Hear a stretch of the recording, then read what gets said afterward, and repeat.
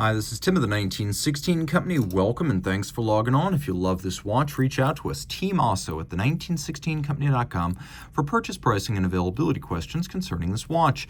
Today we're discussing a model that came out in 2024, and it's fun to finally get it in my hand because it offers an impressive packaging job around a master chronometer automatic winding GMT movement in a 200-meter water-resistant case with a mobile bezel to calculate a third time zone. That's a lot for a 39mm watch, but then again, this Tudor Black Bay 58 GMT gives you a lot. So it's part of the Tudor Black Bay 58 series of smaller Black Bays that first debuted back in 2018. This 2024 model adding the GMT feature that entered the Black Bay series on the larger 41mm core model back in 2018 as well. So it's 39 millimeters in diameter in steel, 13.1 millimeters thick, 47.8 from lug to lug, with a 20 millimeter spacing between the lugs. I actually find these wear better on my wrist than the bigger 41 and 43 millimeter Black Bays. So on my wrist, 16 centimeters in circumference, you can see it fits quite nicely. Now it's not a tiny watch, that's the Black Bay 54, but it is a quite compact watch. A man can wear it, a woman can wear it, but I think you'd need a wrist of 14 centimeters circumference or larger to make it look right. It's pretty thin, it's not a super thin watch, but it will fit underneath most shirt sleeves and just about all jacket cuffs. It's got a nice weighting to it. Tudor bracelets have come a long way since the 2000s. They feel quite robust now. They're not quite at Rolex levels, not quite yet, but the feeling is of a watch that is more expensive than it costs, and that is the ultimate compliment to any luxury product, that it feels more expensive than its actual price.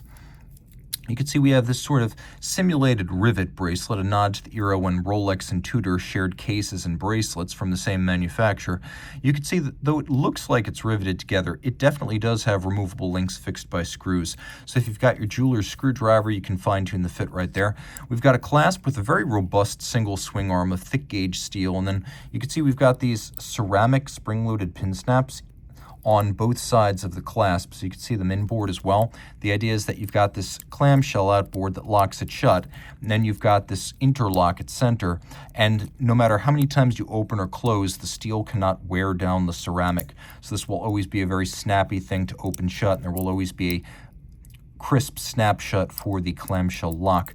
Now the clasp bodies themselves maybe aren't as heavy and robust feeling as they were a few years ago, and that's partly a consequence of getting a new feature, so it's a trade-off. You get the T-Fit system that now gives you much more tool-free adjustability than we had in Black Bays a few years back, so you can actually move this in and out. You've got quite a bit of adjustability in individual increments, so you can fine-tune that fit without any kind of a tool.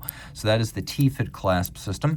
Taking a look at the case, you can see it's polished in profile. We have these little bevels. They're machine-made today, but they're a nod to the era when Rolex and Tudor shared common cases, and they both had bevels on their flanks. Rolex has recently introduced bevels once more on some of its models, but on these Tudor Black Bays, they've been in steady rotation since the model line debuted in 2012. They never really went away from that.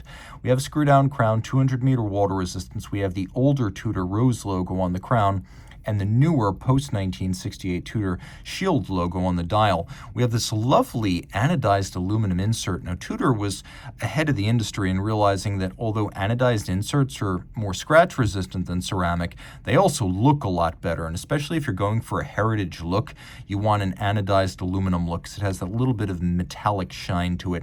Rose gold elements mid deep red and black. It is a bidirectional calculator-style bezel, the idea being that if your second 24-hour time zone, this one right here, is set to Greenwich Mean Time, then you can adjust plus or minus from Greenwich Mean Time to see the local time at some third time zone, like a port or an airport of arrival. So you can see your third time zone on the bezel, Greenwich Mean Time with that 24-hour hand, and then you set your local time using this little Tudor Snowflake style hour. The Snowflake, which was actually part of a later series of Tudor subs from late 60s to mid 70s, that's where this design comes from. But for the most part, this watch is a reference to Tudor subs made in the 50s and early 60s, which is why you've got the no crown guard profile. It's why you've got this gilt style printed dial. It's why the dial is matte rather than glossy. It's why you've got a chaptering outboard.